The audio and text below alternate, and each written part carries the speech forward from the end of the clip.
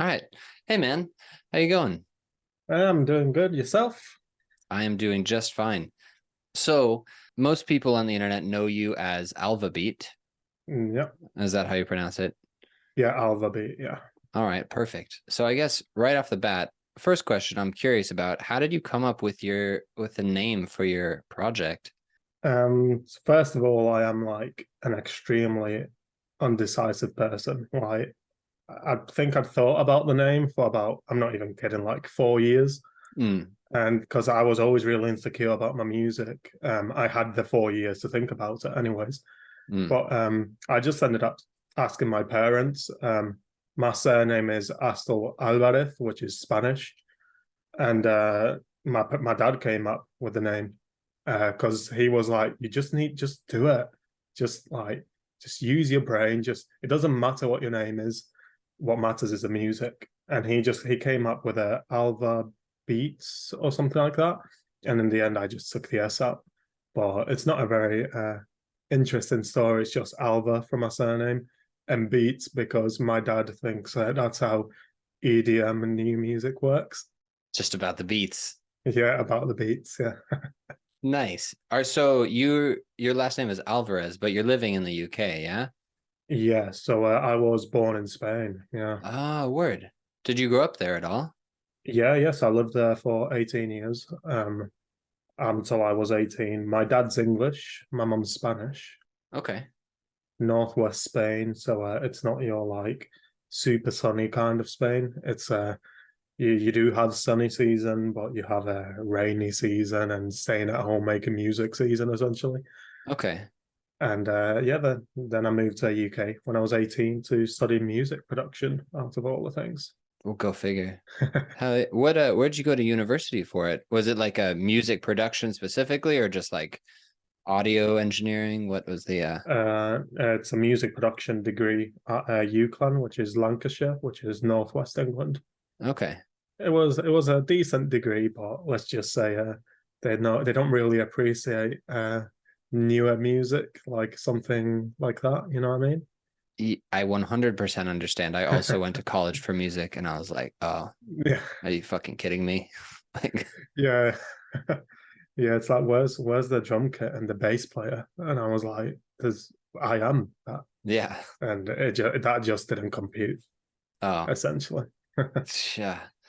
Well, it is what it is, and now you have the little piece of paper, and hopefully it was cheaper than mine. American University is a an arm and a leg, and the other leg along with it. Does the UK have a more European approach to the university?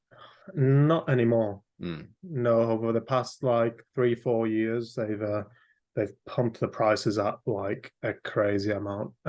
Probably still not as much as America, but in the UK, it's probably about 30K to get a degree, whereas about 10 years ago it was 9K or like 8K.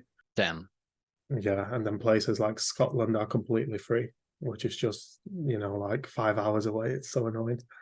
Good God. So why'd you end up moving up to are you living in London or somewhere else in the UK? Yeah, so right now I'm living in London. Okay.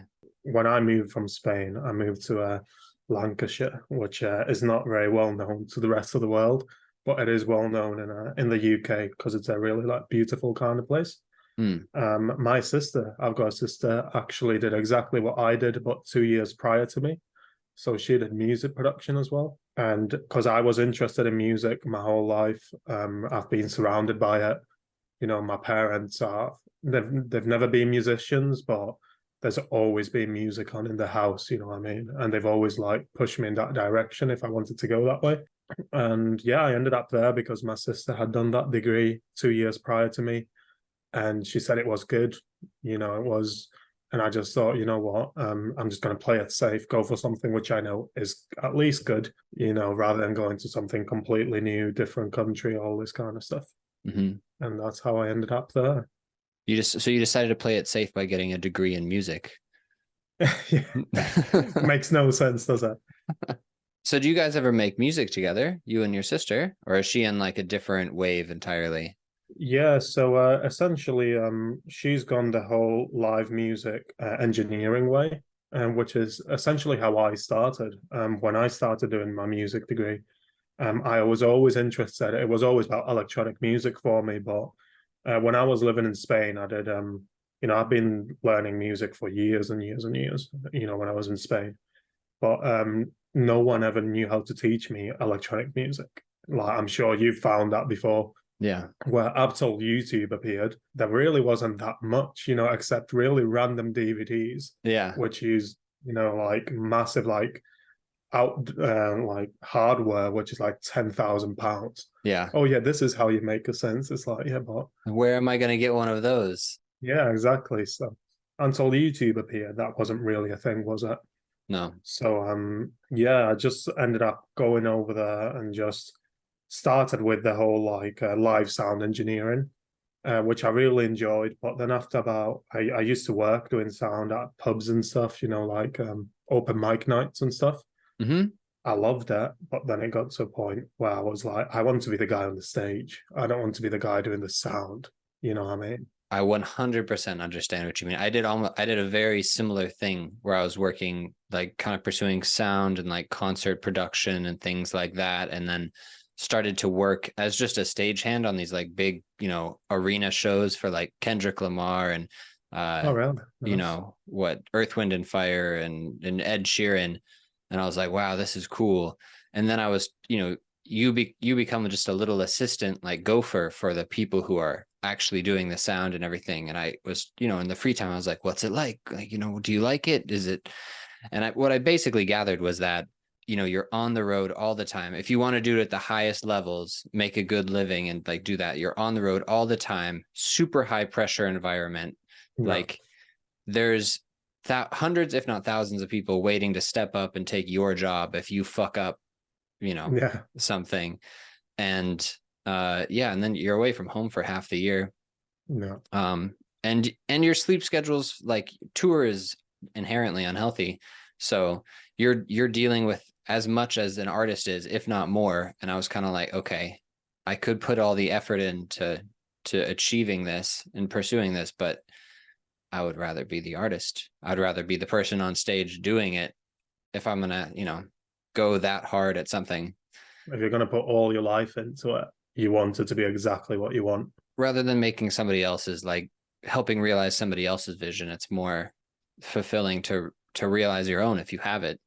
Yeah, of course. Yeah. So you mentioned growing up in Spain, there was always kind of music around and things like that. Yeah.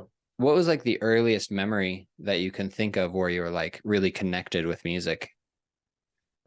So as I said, we lived in northern Spain, middle of nowhere. My parents still have the house there, they still live there. Okay. And I did get to see my friends like a fair amount, but not as much as, say, if you live in a city, you can just pop down to see your friends. Yeah. I lived half an hour drive away from everyone. So essentially what our weekends would be my dad had this vinyl player and he'd just put vinyls on all weekend, and it was really nice, when you're that age, you don't realize how nice it is. But then you grow up and you're actually, I'm really privileged to have had that, you know what I mean? So I think my first memory was probably, yeah, just listening to Deep Purple. My dad was really big into Deep Purple, like metal rock, like from quite a while back, Status Quo, all that kind of stuff. Like very early metal. Yeah, exactly. Yeah. So yeah, I used to know all of their tracks. They were also my first gig. He took me to go and see them. Well, my parents did Oh, that's cool. when I was like 6 or something. Really? Yeah, because there wasn't like age restrictions in Spain, but I don't know if there is anymore. But back then there wasn't, and it was like it blew my mind. And that's the moment I was like, I want to do music in some kind of way. Yeah. You know what I mean? So I'd say that's probably like my earliest memory where I thought like, wow, Okay. like, how do they do that? Yeah. Did you start to pursue like playing an instrument or something after that? Do you play? Yeah, I do. So in Spain it's quite I'd say it's quite backwards in some aspects into the whole music thing, but it's actually quite advanced in other aspects. So where I grew up, like the council has a music school, council music school. So the advantage I have now is I can compare it to the UK, where I live. it's all private music tuition, which obviously is quite expensive because, as it should be, people get paid well. But where I grew up in Spain, it was a council run. So it was actually, I'd probably say around €40 a month. And you'd get a lot of stuff out of it. So I started studying music theory when I was like 5, I think it was.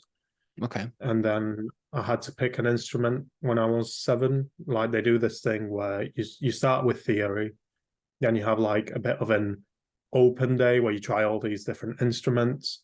I tried out. I really wanted a drum kit just because how loud they were and how you could just do beats. You know what I mean? Yeah. But my dad convinced me to go for Spanish guitar because he was like, if you go for Spanish guitar in the future, you'll go for electric, and then you can be like Deep Purple.